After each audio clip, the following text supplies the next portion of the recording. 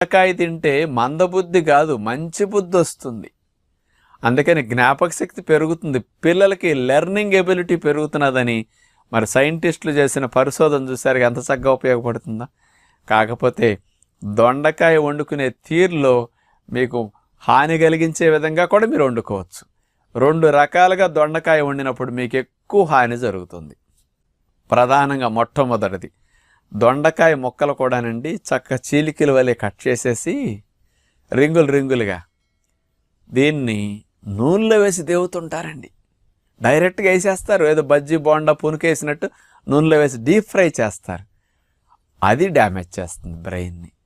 ఎందుకంటే మనకు డల్గా ఉండేటట్టు, ఎందుకంటే అవన్నీ ఫ్రీ రాడికల్ ఫార్మేషన్ జరిగిపోతాయి నూనెలో మరిగినప్పుడు. అందుకని దొండకాయ వేపుడు అట్లా చేయకండి.